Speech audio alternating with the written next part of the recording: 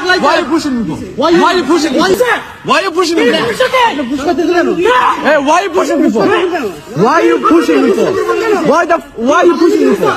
আসসালামু আলাইকুম। সব সময় প্রবাসীদেরকে দোষ দেওয়া হয়, শুধু প্রবাসীর এই দোষী।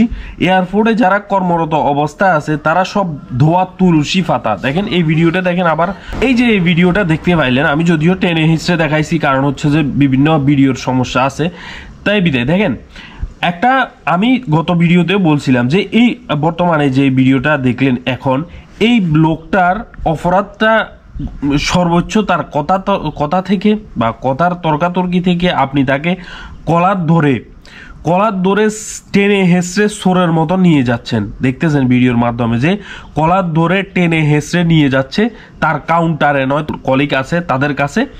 কি জন্য নিয়ে যাচ্ছে বা কিসের জন্য নিয়ে যাচ্ছে এভাবে টেনে হিসছে একজন প্রবাসীকে, মানে বরাবর এই প্রবাসীদের উপরে যারা দেশে একটা নিঃশ্বাস নিতে যায়, বিদেশ থেকে পরিশ্রম করে দেশে গিয়ে এয়ারপোর্টে নেমে একটা হাওয়া নিবে, একটা গ্রান নিবে দেশের, তার কোনো সুযোগ আপনারা রাখেন না।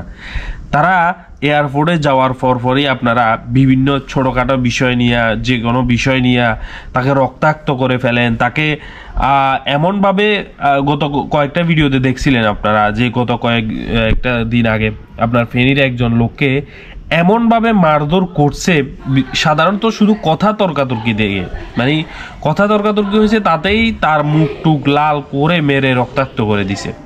এখন যে ভিডিওটি দেখতেছেন বা এখন যে ভিডিওটি দেখলেন, এটা হচ্ছে মানে নর্মাল কোনো বিষয় হয়তো বা, কারণ দেখেন আপনি এখন, যদিও এটা এখনো নিউজে পাবলিশড হয় নাই, এই যে কথার তর্কাতর্কি থেকে তাকে কলার ধরে টেনে হিসড়ে নিয়ে যাচ্ছে, ভিডিওতে স্পষ্ট দেখা যাইতেছে, স্পষ্ট ভিডিওতে দেখা যাইতেছে। তাহলে এগুলা কিসের আলামত বলেন?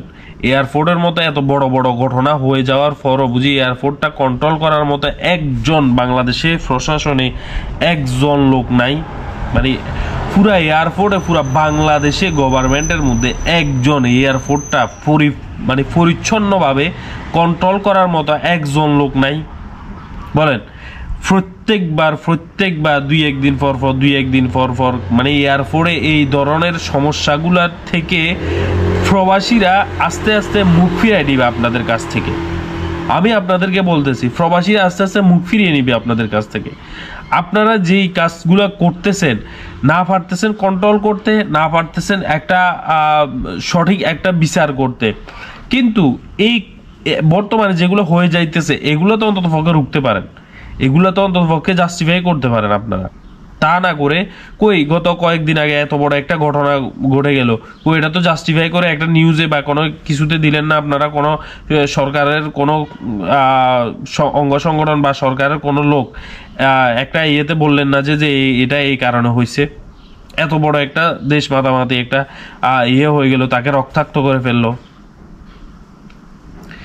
ভালো হয়ে যান। আপনাদেরকে আমরা দেশ প্রবাসী আসি বাইরের দেশে একমাত্র দেশকে ভালো রাখার জন্য, দেশের মানুষকে ভালো রাখার জন্য। মা বাপ ছেড়ে, ত্যাগ তিতিক্ষা ছেড়ে, আপনার আত্মীয় স্বজন ছেড়ে, দেশের মায়া ত্যাগ করে একমাত্র বাইরের দেশে আসি নিজের দেশকে ভালো রাখার জন্য, নিজের ফ্যামিলিকে ভালো রাখার জন্য।